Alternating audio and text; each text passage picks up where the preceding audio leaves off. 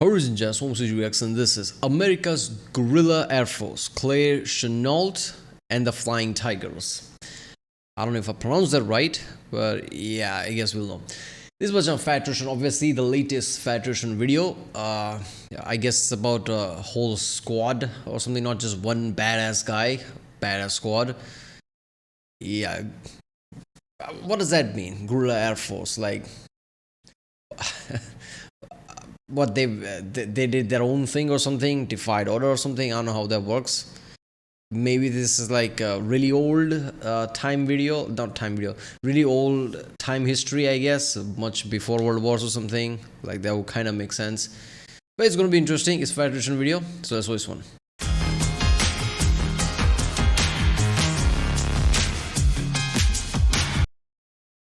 You know, most nations will create a guerrilla fighting force, but do you guys remember that time America made a guerrilla air force? No? Grab a seat.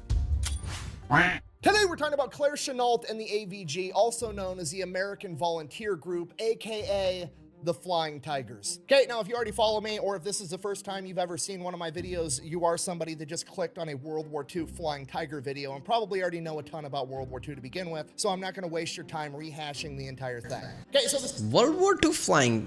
So this is World War II time. That is interesting. Okay, Guerrilla Air Force. Why that? Like, I guess like you have official Air Force. Like, why do you need that? I don't know. super abbreviated version in case you live under a rock or you clicked on this video on accident. Prior to the attack on Pearl Harbor, by and large, America did not want to enter World War II. They saw it as a huge European conflict that we should have nothing to do with. Now, despite that, many people in the government and the military realized that this war was going to come whether we wanted it or not, so they began prepping the military, and in the meantime, they were doing everything they could to help out the Allied forces. Countries like Great Britain, the USSR, France, and in this case, China. China. The absolutely incredible story of the Flying Tigers is quite literally the time FDR, the longest sitting president.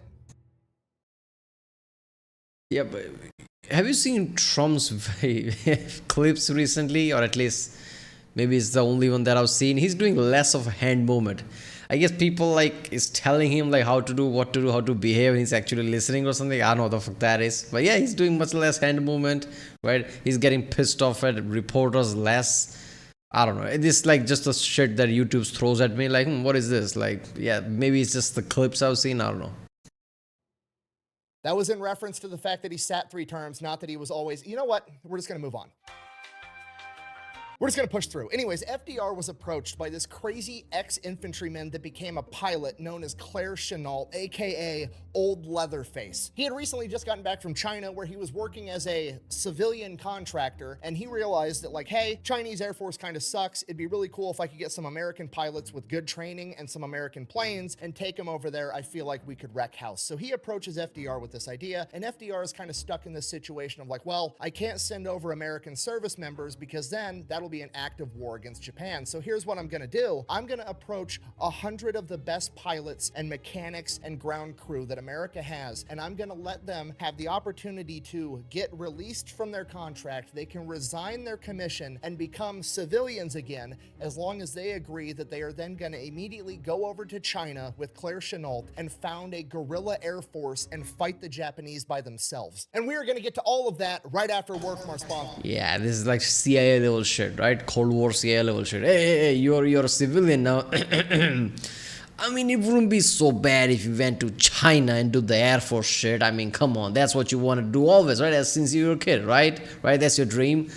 That makes sense. Guerrilla Air Force in China, right? I don't know why, like, I didn't thought of that. Like, World War II, of course, that would be the case. I'm in my head like, okay, America has an Air Force. Why would they need that? Yep, because of shit like this. This video is brought to you by World of Warships. Yeah, this is actually all I had to hold up to the camera. It's technically a warship. It's part of the USS Texas, which you can actually play in World of Warships. And not only that, you can have me as the captain. Yeah, they put me inside of the game. Action stations! General quarters. If you don't know, World of Warships is a free game on PC, PlayStation, and Xbox where you get to command some of the greatest naval vessels of all time, like the USS Texas, the USS Iowa, or the USS Enterprise. Or if you're into losing, you can be some of the world's biggest coral. Oh my god. What they should have done is like, like ask for rights, like give money to Federation more and ask for his right to like use his videos. So whenever you hover on the USS Texas, is that USS Texas video, right? Like I'm pretty sure it was that one, basically plays and he just like spews facts about USS Texas or some shit like that. That would be awesome. Even in the free-to-play game, right? Like some 20 or so years ago, right? If you told people like, yeah, you're gonna have games that's basically you can play for free with this kind of like looking graphics and shit, high production, people are like, what are you high? Why would somebody do that? But that can't happen today. Back then, even like some browser games is like having any decent browser game was like too far-fetched. But look at this now.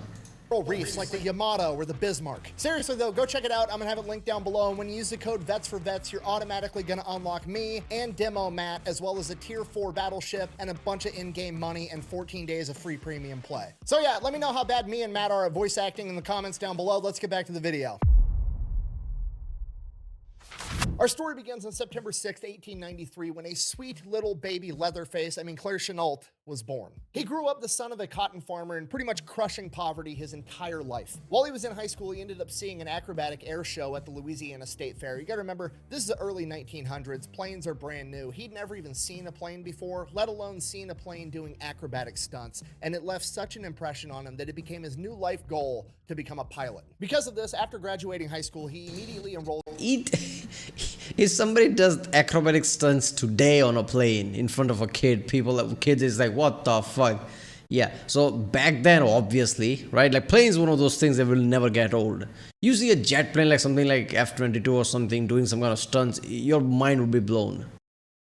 In college and signs up for the ROTC program at Louisiana State, attempting to become an officer so that he could become a pilot in the United States Army Air Corps. Now you have to realize, not only is this pre-World War II, this is pre-World War I. The United States is not a military superpower yet. The military at this point in time is much, much smaller, and the officer corps is not something that you just go in there because you want to serve your country. The officer corps is something that you get into because you come from a wealthy, aristocratic family, and one day you want to be a politician, or you want to be a career man that's going to make general. Basically, you have to be from the right family and have the right connections, and as a poor farmer's son, he absolutely did not. He was essentially bullied. All of that. That's a very European thing. I wouldn't have think like something like America would have similar type of process.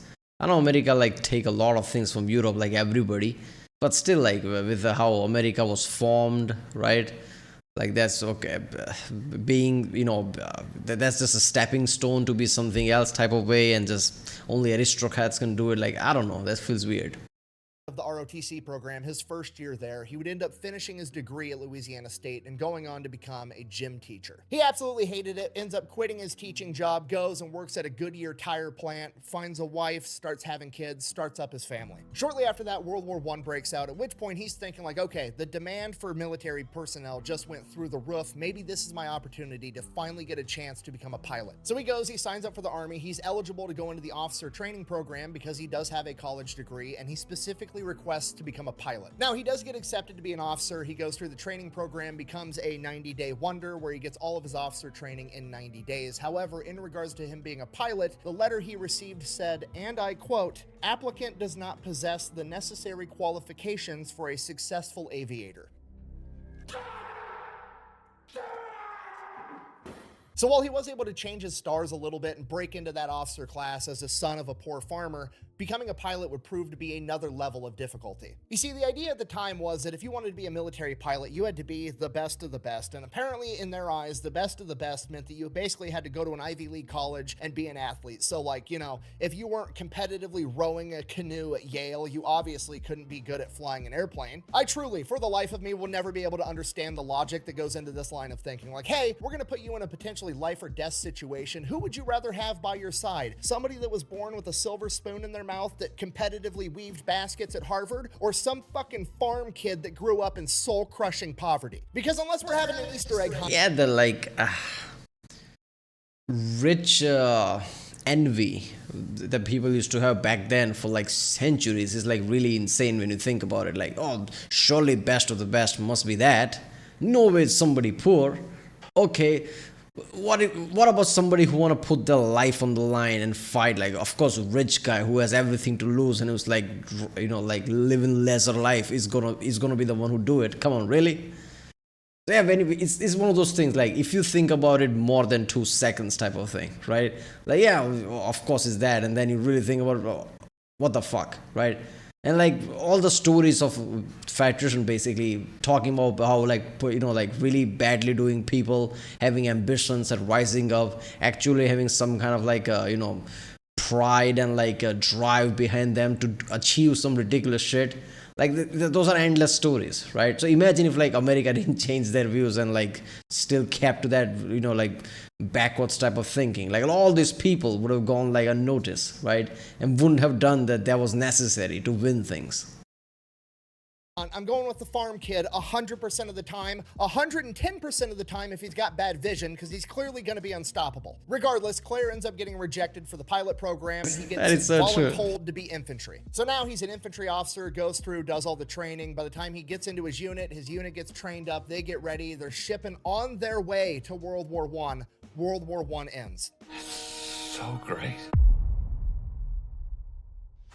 So from here, he gets stationed at this military base down in Texas, and he's there just like teaching people how to do infantry stuff. But this military base also has an airfield. So naturally, he just ends up becoming friends with some of the pilot trainers, and he ends up convincing them like, hey, teach me how to fly one of these fighters. Not only does he learn how to fly, he actually gets so good, they start letting him fly on his own. And the way they're able to do that is the pilots go, they get in their planes, and they drive them or taxi them up to the takeoff line. And then they hop out and let Claire jump in, and then Claire takes off, and he's doing solo flights all by himself. Doing this, he kind of like unofficially logs 80 hours of flight time, gets a name for himself locally, and then they're able to end up pushing him into pilot school, so he's finally gonna get a chance. So Claire Chennault is now this close to achieving his lifelong dream of becoming a pilot. He just has to pass pilot school, which should be easy because he already has the hours to do so. He just has to go prove the skills that he already has. The problem is he gets there and he's no longer surrounded with all of his pilot buddies. There's nobody there to vouch for him. There's nobody there that likes him. And he is once again the poor farmer's son. And to make things worse, he's the poor farmer's son that's managing to make all the Ivy League new recruits look like absolute dog shit, and he is bullied and treated very badly throughout pilot school pretty much the entire time. And it gets to the point that he's about to flunk out of the entire course because all of his instructors keep failing him. Then, on what is to be his last flight ever, he gets one more chance to prove that he's a good enough pilot, and his coaching pilot or cadre pilot is a guy by the name of Ernest Allison. And they go up in the air, and he proceeds to, do his thing. He's a little bit more reckless. He feels more comfortable in the airplane. He's doing stunts that maybe he shouldn't be doing. He's trying to show off to this Ernest Allison guy. They come back on the ground, they land, and everybody's like, well, is this guy gonna pass and become a pilot or not? What are we gonna do? And Ernest Allison is like, it's not that he's a bad pilot, he's just fucking crazy and does a bunch of shit that pushes the airplane to its limits. We're gonna pass him, and then we're gonna send him to the Army Air Corps acrobatics team. So now, not only is Claire Chennault a pilot, but he's a stunt pilot that's gonna tour around the United States showing off how good the Army Aviation Corps really is. And Claire, in his typical fashion, he's got to take it one step further every single time. Not only are the stunts themselves going to be entertaining, the entire event is going to be entertaining. Claire designs his signature move. He goes and dresses up like an old woman and sits in the crowd in the stands. And then they're going to pick a random spectator to come out and try to fly a United States Army fighter plane. So they pick the oldest woman in the crowd, telling everybody that she's 99 years old. Her face looks like a leather handbag, the whole shtick, and he kind of limps out there in this old lady outfit, climbs into a plane, and goes up in the air and starts doing all these crazy fucking stunts. In addition to being a phenomenal entertainer, he is also a tactician. This man is constantly thinking ahead and trying to establish new battle doctrines, despite the fact that he's— Wait a minute. That is so insane. He wanted to be a pilot, and now he has whole show, whole shtick, right?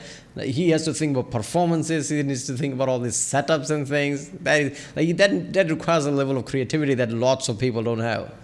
So that is something like shit like this can just make you more and more creative. I'm guess that's gonna play out in World War II with the flying tigers, I'm guessing. just entertaining a crowd of civilians during the day. He goes back home and he's writing papers on how aerial warfare should be conducted in the future. Now, at this point in time, leading up to World War II, the predominant theory was that fighter planes were out. They're gone. They're useless now because we've invented the bomber. It's a bigger, better plane. We're going to cover it with armor and machine guns. And if any fighter plane gets anywhere near us, we're going to be able to shoot them down. So we might as well just not have fighter planes at all. He wrote multiple papers on it. He tried to establish doctrine of how planes would actually go out and attack bombing formations. He was doing all... I mean, I would like to say that's stupid. Because if a fighter plane is there to attack your bomber and a fighter plane is really fast, how are you going to attack it? But back then, how would they would have known how fast planes going to be, right? We're still talking about propellers here, right? They're not thinking about jet planes right now, right? They're not thinking about multiple Mach speeds. So maybe their thinking was that okay, planes are faster, bombers can be faster as well. We can just shoot down planes with the fucking machine guns. They're not thinking that insane speed.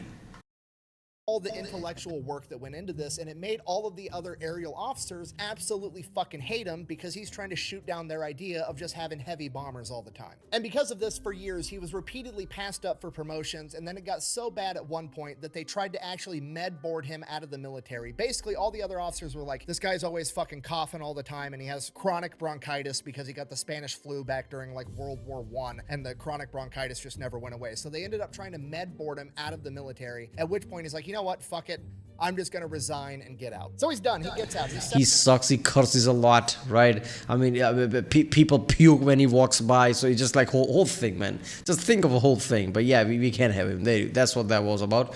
That's insane. Why do people have this tendency all the time? If I close my eyes, reality doesn't exist. Rather than realizing wait a minute, his points are actually genuine. No. I want my point to be real. So I'm gonna just discard it. It's I'm fat. No, I'm not fat. Laws of physics are wrong. That's what it is. This is that level of shit. Separates from the US military, at which point he is almost immediately hit up by the Chinese government of hey, you're an aerial acrobat, you're one of the top dudes in the United States Army Air Corps. What if, hear me out, we pay you to be an advisor and come out and teach all of our guys in the Air Force how to fly a plane? Claire says no, he's not really interested. He's got kids at home. He doesn't want to go all the way over to China. He'd rather stay somewhere inside of the United States, at which point the Chinese government guy is hear me out, I'll give you $1,000 a month, which is $25,000 a month by today's standard, to which he's I mean, I don't want to be rude. He may have $300,000 a year, right? I mean, that's decent money, right? I mean, I know, the people make a lot of money there. I don't know what the equivalent, I guess, basic common job would get you 50,000 something. So 100,000 is decent. Anything more than I know people. So 300,000 is I mean, that's good money, right? So Claire makes his way over to China. He gets there in either April or May of 1937, and things are way worse than he ever could have imagined. The entire Chinese Air Force only has about 90 functioning airplanes, and they are way outdated. And if that wasn't bad enough, the pilots on average are just they're not very good. So he immediately gets to work. He starts advising the Chinese government on hey, here's the planes and the equipment that we need to start procuring. He's trying to train the officers on all the different things they need to do. And he's also trying to train the pilots on how to become better pilots. This goes on for a little while, and honestly, things are going kind of great. The Chinese pilots are very receptive to everything he has to teach them. The Chinese government's very receptive and trying to get him all the equipment that he needs. He's finally getting the respect that he deserves and wished his own government had treated him with all along. But then, after being there for about 2 months, in July of 1937, the Japanese attacked China and began the Second Sino-Japanese War. And just so we're on the same page, when I say they started the war, I don't mean they sent a letter declaring war hey, we're fighting now, or they attacked a military installation. No, they just started sending bombers into Chinese cities and started carpet bombing civilians. And at this point, the entire Chinese military, including Chiang Kai-shek himself, literally the leader of China, looks to Claire Chennault what are we gonna do? And while Claire's been making some big... Yeah, that is just so fucked up when you realize that they just started bombing the fucking civilians. That's it, right? All the talk of, this kind of pride and all that, right? This is insane, right? Some people told me that system works differently when you really read Japanese history, but still on the surface of it, when you see all this shit, all the things happen during World War II in China, right? All the atrocities and things. Yeah, people, I mean, most people only hear about Nazi Germany and that's it, Hitler and things around it. right? This is most people who don't want to like actively want to learn about history, whatever they learned in school and like generally, right? This is what they basically think of at best. Nobody thinks of like Japan, like the things in China, they did in China and things, everything else. This is insane, right? So Soviet Union and all the side of that. Only one thing gets the spotlight, which basically Nazi Germany. But yeah, shit like this is insane. Big improvements to the Chinese Air Force. They're absolutely nowhere near ready to go toe-to-toe with the Japanese, so he has to come up with some kind of plan to slow them down. So on one hand, this is absolutely a horrible situation to be put into, but on the other hand, this is Claire's chance to prove that all of the intellectual work that he'd done over the course of the last decade, all of his battle plans, all of the doctrine that he developed, this was his chance to prove that it could work and that fighter planes deserve their slot on the battlefield. Best way to go about that is to start off with the one strategy that we know for sure works: dive bombing a naval vessel. In August of 1937, under the command of Claire Chennault, the Chinese Air Force successfully dive bombed the Japanese ship, the Ismo. It is the first successful naval dive bomb in world history. This sent... Yeah, there is some powerful shit, right? Like on the ground level, if I were to think the similarities, like how to find similarities on the ground, would be, like how Mongols used to do it, right? Just like surprise attack, like attack on horseback and running away. That would be equivalent to this, right? Because you can be all armored up, all advanced and everything, proper army, but you can't really defend against somebody who suddenly just run out of the woods, attack you with bows on, basically archers on a horseback running away. You don't know where they went, and just like attacks like that. Mongols basically dominated world like that. This is equivalent to that, right? So if you see the application of it, like yeah, fighter planes are fighter planes. It's a pretty powerful message to the Japanese, like China's not just going to lay down and take it, we're going to fight back. And the Chinese government was so happy with the leadership that they were getting under Claire Chennault that they actually ended up buying him a $50,000 Curtiss Warhawk plane so that he could observe the battle and conduct reconnaissance. Definitely not go up on missions and rack up 30 fucking kills because he was a civilian contractor at the time. That is also allegedly. observation. He's absolutely right.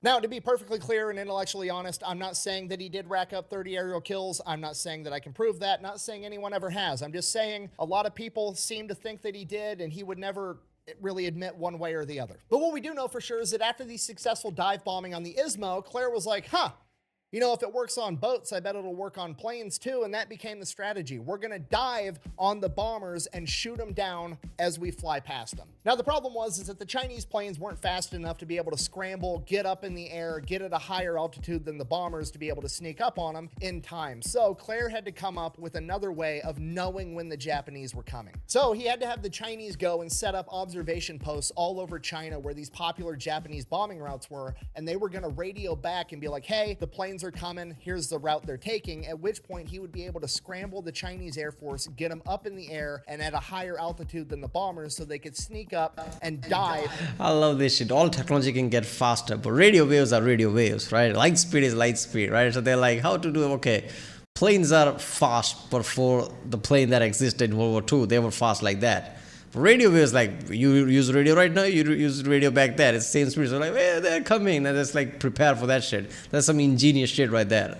And shoot them as they flew past. Claire referred to this as the bamboo radar, and it worked pretty decently well. It would work a lot better if he had better planes and better pilots, but he's doing the best he can with what he has. And he continues to do that for the next 2 years, 1937, 1938, 1939. Claire is there helping the Chinese Air Force fight the Japanese. But eventually, the Japanese are just too much, and they completely overrun the capability of the Chinese Air Force. All the planes have been shot down, all the best pilots have been killed, and at this point, there's nothing left that Claire can do, at least by himself. Now, at this point, Claire could absolutely cut and run. He's been making $1,000 a month for the past couple of years. He could go back home and live happily ever after, but that's not what he wants. He actually wants to help the innocent people in China that are getting slaughtered by the Japanese military. He knows that he can win this fight. He just needs better pilots with better planes. So with the help of the Chinese government, he goes back to America, goes to Washington, D.C., and begins lobbying the United States government to send over the American Air Force to help out. And you gotta remember, this is January 1941. This is pre the attack on Pearl Harbor, okay? Not going to war sentiment is at a peak in America. So any request for military involvement from him or the Chinese government is shot down down immediately, at which point he pivots and he's like, fuck it, what if I just get a bunch of volunteers like me and I get them over there, we'll figure out how to get planes. So that's what he does. He comes up with the concept for the AVG, the American Volunteer Group. He's gonna get a bunch of American volunteers and they are gonna go over there and they're gonna fight the Japanese. And as I'm sure you can imagine, going into military bases and essentially reverse recruiting people out of the military to go fight in a war across the ocean didn't go over that great with many officials or their chain of command. It caused such a stir, in fact, that FDR heard about it, and when he heard about it, he loved the idea because he actually wanted to be involved in World War II. It's his constituents that didn't, so he decided he was going to help Claire out. Yeah, I mean, there must have been like some kind of like geopolitics working inside of China, right? Like, okay, we need to help out China, but how to do it? They're probably thinking about it for a long time then. Or we can't directly get involved. Americans don't want that. But yeah, Japanese are getting like a bit aggressive and like we need to help China. China and US are being in communication like that. Yeah, I can already see that like, wait a minute, this is an awesome idea. So type of shit like that. I love that. Right? Like, just like, wait a minute, where these people like, why did they fucking resign? Oh, by the way, that guy's poaching them, like poaching from us, from the military. Come on. He basically greenlit him to have 100 of the best pilots in the United States Army Air Corps released from their contract. They were going to be allowed to resign their commission and go over to China with him. In addition to the 100 pilots, he was also going to get 200 of the best ground crew available. And they're going to get 100 P-40 Warhawks to go with them. So now Claire... Yeah. They also disguise those planes as commercial plane or something. Oh, by the way, that's their personal vehicles. There you go. That is not an official U.S. Air Force, and those are not official U.S. planes. There you go. His army of 300 civilians all go, they get passports saying that they are missionaries and teachers and farmers and that they're going over to China to provide aid and relief for some bullshit. They basically... What does those plane then? Oh, those are like a peace machine. What do they shoot out? Love. Smuggle themselves across the ocean and they set up their first headquarters in Burma. Now they go to Burma first because it's technically part of the British Empire, so they're going to be relatively safe, and Claire is going to use this time to be able to train all of his men in all of his new battle tactics and teach them everything he's learned after conducting war against the Japanese for the past several years. And for the pilots, it is a learning experience to say the least, because Claire's battle tactics and doctrine are completely different than anything they've ever been taught. In addition to that, there's a pretty big amount of disbelief when they're told that the Japanese Air Force is actually super legit and should be taken very, very seriously. Because up until this point, all these young American pilots have ever been told was what propaganda was telling them. China was some backwood island nation that we shouldn't have to worry about. They can't possibly develop a good plane, and even if they could develop a good plane, there's no way they could mass produce it, and even if they could mass produce it... We interrupt our program to bring you this important message. And just to reiterate, before I say this, I'm not saying this, I'm regurgitating the historical, information and propaganda at the time, but that information and propaganda that was being put out basically said even if the Japanese did have good planes, it wouldn't be an issue because Japanese people were flying them, and if they flew towards the sun, they'd have to squint, and when they squint, their eyes would be shut, and then they'd just crash the plane. See? You see? Well, you don't see it? Okay, obviously, that's fucking dumb, but guess what? If you get told stupid shit your entire life, you're probably going to end up believing some stupid shit, and that's what's going on here. And it gets even worse because not only are the members of the AVG, I don't know what's more frightening is that if people were told stupid shit and they eventually believed it, or the people who were telling stupid shit believe that they can tell stupid shit and people will believe it. I don't know what disturbing part is that. Basically sleeping on the Japanese, they've also been taught just a bunch of horrible battle tactics. Okay, you gotta remember, this is pre-America joining World War II, meaning that a lot of the combat pilots have all been trained by pilots from World War I. Who were the pilots from World War I? They were the boat rowing Ivy League college kids that were going up in the sky in their plane to have a gentlemanly duel against one another. Okay, the Japanese aren't playing that shit, and they can't either if they expect to win, and Claire has to beat that into these kids' heads. So much so that he actually goes ahead and he just outlaws dogfighting altogether. The AVG will not engage in dogfights. As great as the P-40 is, they don't have much of an edge against the Japanese fighter planes, right? They are slower, they are heavier, they are less agile. The only real advantage they have is that they have more guns. Now, I'm paraphrasing here, but basically Claire Chennault walks into the classroom and is like, looky here, kids, the P-40's got more guns. That's really all we've got going for us. So we're going to turn weight into an advantage, okay? We're going to fly up really high, sneak up on them, use our weight to fall really fast and shoot the enemy on the way down, okay? You ever heard of a drive-by? This is a flyby. And then after you and all your wingmen have finished your dive, you're going to pull up and use that momentum to get really high again. And if there's still Japanese planes in the air, you're going to circle back around and dive on them again. We're going to call it the zoom and recover strategy. We are literally going to shoot them out of the sky utilizing brute force and ignorance on repeat until there's none of them left. This is not going to be some gentlemanly effect. Yeah, this is the level of shit is like, you see in a fight when somebody just uses one move and somehow that works and they just keep spamming that move and just like, what the fuck, because frustrating, this is that, like just keep going up and diving down, keep going. It's basically Stipe Miocic versus DC, right? DC was doing so well before like Stipe starts with the body shot, and that's it, he just spammed that shit and DC couldn't do nothing about it. The end. Like you were taught in flight school. This is going to be hit and run guerrilla warfare in the sky. Now around this time, some of the pilots just flat out quit. Some of them don't have what it takes, but the vast majority all immediately get on the same page. And that is partially because they trust Claire Chennault, because he's been there, he's done that, and they're going to listen to him. But it's also because Claire Chennault treats these guys absolutely awesome. In the AVG, there is no rank. You don't have to wear your uniform. You don't have to salute. You can pretty much do whatever you want as long as you're giving Claire the results that he needs. According to legend, one of the more well-known AVG pilots, Tex, actually enjoyed going up in the sky in nothing but his cowboy boots and underwear, and Claire didn't give a shit one way or the other because the man got results. It's also around this point in time that they all... I don't know, that's the most American shit ever, especially from the, if you believe Hollywood, right? Oh, just results, like the background music is playing, that like some shit is happening music, right? People doing shit, doesn't matter who's doing what, and just results are happening in the end. No officiality, none of that BS. Decided to get a custom paint job of the shark tooth design on all of the P-40s so that they were matching. Now, to be fair, did they come up with that design? No, they stole it from some Australian unit, but they're about to become the most famous and the most well-known for having it, okay? America does it better. I'm sorry, I can't help it. Also, I'm not actually sorry. So the AVG is about to finish all their training, and they are about to start conducting combat operations. And then, on December 7th, 1941, the Japanese attack Pearl Harbor. The AVG finds out, Claire Chennault tells his men, you're no longer just fighting for China, now you're fighting for America. And December 8th, the entire AVG moves into Kunming, China. While flying in, one of the pilots has a malfunction with his P-40, ends up crash landing. He gets captured by the Chinese locals, and they almost kill him because up until this point, any crash landing plane was a Japanese person that was attacking them. He is damn near killed, but luckily they were able to recover him in time. And from that point on, it became standard practice for every member of the AVG to have a big piece of parchment stitched on the back of their flight jacket known as a blood chit. And in Chinese, it read, this foreigner has come to China to help in the war effort. Soldiers and civilians, one and all, should rescue and protect him. Once they arrive in Kunming, all the members of the AVG are quite literally embarrassed at the hospitality they receive from the Chinese. They are treated better by the Chinese than they have been treated by their own government. At this point in time, these people have basically nothing, and despite that, they are treating every single member of the AVG like they are a king. They have an entire detail making that whole element, right? That's funny because that is the same thing I think of, like when you need somebody, right?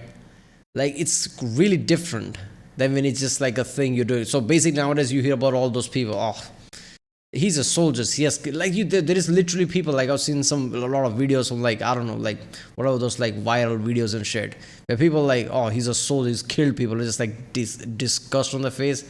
Are you fucking kidding me? If the war is happening tomorrow, you'll treat him like a fucking superstar. It's like, you're a fucking hypocrite, right? At the best, you're a hypocrite. At the worst, like, I don't even want to make that connection at this point, right? Because I hate that shit every time I think about it. I see, like, veteran and people just like, oh, he's killed people. It's like, you're sitting there in your luxury, not having to worry about anybody. There are way too many bad elements in the world, right? Way too many, right? World is not some utopia. There's way too many with fucked up ideologies and things. Only reason you're living in freedom, sitting there, smiling and everything, because people like that actually is protecting you, right? Without US military, there would be no US. People would have like destroyed it, scavenged it, right? Just like destroyed to parts basically, when nobody's left. There's a reason why US military have to like spend near $1 trillion on the defense budget. So people just like, oh, he's a veteran, he's killed people. Plus sipping the latte and just like sitting in AC, right? All the luxury that come with it. You think that just happens? Come on. That just pisses me off. And every time war happens, like they just treat like, soldiers. I'm not saying that's the case here, but this is the psychology I'm seeing. Like he said, like they were treated badly in USA because like they were a thing they were doing. But in China, they are literally the savior. Without them, nothing happens. So of course, they're treated very differently. The AVG as much incredible food as they can possibly eat. They're doing their laundry. Every member of the AVG has their own personal bedroom. They build them a baseball field and gun range because even back then, that's just what America's into. And then on December 20th, the Bamboo radar detects 10 Japanese bombers headed straight towards Kunming. Okay, this is it. This is what they've been training for. This is what they volunteered to come out here and do. On top of that, this is revenge for Pearl Harbor. They are going to be some of the first Americans to go toe-to-toe with the Japanese. This is Claire Chennault's chance to prove that modern fighter planes with skilled pilots can absolutely go toe-to-toe and win against modern bombers. He sends up 24 P-40s to intercept the Japanese bombers, and everything goes absolutely textbook perfect. They ambush them from above, shooting down 6 bombers immediately, heavily damaging 3 more, and only allowing 1 to escape. And only 1 American P-40 was slightly damaged in return. This is an enormous victory, and the first victory that the people of China have seen in a very long time. By the time the AVG members land, they are already national heroes. The Japanese, however, are absolutely pissed. They sent in 10 bombers with no fighter escort because they didn't think the Chinese had any capability of defending themselves. The AVG is showing up and interrupting them slaughtering innocent civilians, and they're not going to stand for it. They are immediately going to hit back twice as hard, and this time, they're going to come ready. 3 days later, on December 23rd, 1941, the Japanese send 40 bombers and 20 fighter escorts to attack. The AVG goes up, shoots down 12 of them, and loses 2 in return. Infuriated and embarrassed again, the Japanese attack 2 days later on Christmas with over 100 Japanese planes. The AVG was only able to scramble 12 planes in time. Despite that, they managed to shoot down... Yeah, I should have seen that coming, right? Japanese getting more intensified every single time. Yeah, that kind of like set, like aligns with the theme. 5 enemy aircraft. Unfortunately, 2 American P-40s were shot down, but both pilots were able to successfully crash land, and both of them survived. In the span of 5 days, the AVG has managed to shoot down approximately 1/3 of the Japanese Air Force in that area. By this point, word of them has spread all throughout China, and they're beginning to call them the Feihu, or the Flying Tigers. From there, word quickly travels back to America, and they are one of the few good pieces of news that the American people are able to point to in the days after Pearl Harbor. Now, when you take all these things into consideration, like the fact that they're national heroes, the fact that Claire Chennault doesn't really have a whole lot of rules as long as you're being combat effective, whenever they're not up in the sky kicking ass, shit gets rowdy down on the ground. They're getting drunk, partying with all the locals. Apparently, they learned how to ride water buffaloes. Allegedly, they had a pet leopard. One night, they got drunk and shot all the chandeliers out of their favorite bar. Just complete chaos. But hey, they're getting results. Okay, they didn't learn Kung Fu, the most famous Chinese thing in the world, probably at the time as well. I don't know. That would I would have guessed that's the first thing. Like they're somehow learning some whatever, like some martial art or something. Claire Chennault doesn't care, and the people of China absolutely fucking love these guys. Now, because every time Japan sends over a bunch of planes, the Flying Tigers go up and shoot down a shit ton of them, they kind of slow down the whole bombing innocent civilians for fun thing. Apparently, it's not fun to bully people when you get bullied back. Who'd have thunk? Now, despite the fact that the Flying Tigers are outrageously successful and they lose very few planes and very few men in proportion, when you only have 100 planes and 100 men to begin with, it starts to add up pretty quick. By February of 1942, the Flying Tigers only have about 30 operational planes altogether. Some planes were lost completely, some planes were partially damaged and they can't get parts to repair them, as well as just general overall flight use and not being able to maintain them properly. And by this point, Japan has captured every Chinese port, and the only way to get supplies in and out of China is through the Burma Road. It is a 700-mile road through the mountains, and it is probably the most important road in the planet at this point in time, and it is now Claire Chennault's one and only goal to defend it. And because Chennault is a tactical genius, he realizes that the best way to play defense is to play offense.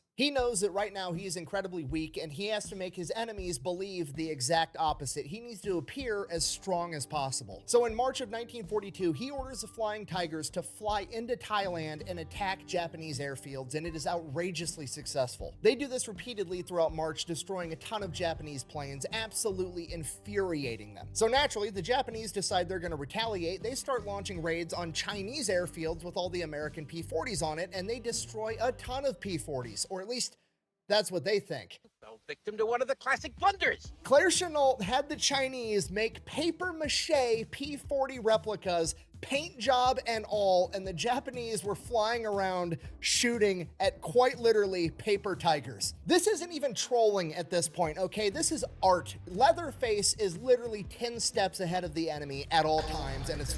Yeah, but didn't they do the same thing in Britain as well, right? Yeah, like where they made fake tanks and everything just to show like we have larger force than we actually do, right? I'm pretty sure that happened in World War II. I don't know if it's around this time or later than this, but yeah. Where French government was also like in Britain, working before Normandy and everything. They basically did all that shit. Fucking beautiful. This goes on for a couple more weeks, and then in May of 1942, the Japanese army is caught by the Chinese trying to cross the New River into China with a massive force. Now, this is horrible news, but it's kind of a good thing because the only way to get across this river is by bridges, and bridges are a choke point where a small number of people are going to be able to hold off a much larger number of people, especially if you had some P-40s flying overhead. And as luck would have it, the Flying Tigers just got resupplied with a couple of new Flying Tigers that are capable of carrying bombs. But the problem is they don't have the logistical support and they can't get any bombs. And we all know the saying, necessity is the mother of invention, right? So the Flying Tigers, I presume, just start showing up to Chinese general stores and are like, hey, I need the biggest vessel that holds liquid that you have, a bunch of gasoline, and some of your fastest nails. Now, we're on YouTube and not Pepperbox. I have to be very careful of what I say. I can't just come out and say they were making... But you're catching my drift. They got creative and manufactured their own equipment. You said bomb. What's wrong with saying bomb? You didn't say bomb. Bomb, bomb, bomb, bomb, bomb, bomb, bomb, bomb, bomb, bomb, bomb, bomb, bomb, bomb. You gonna arrest me? So that alone is absolutely terrible. Okay, you have no idea how true that shit is.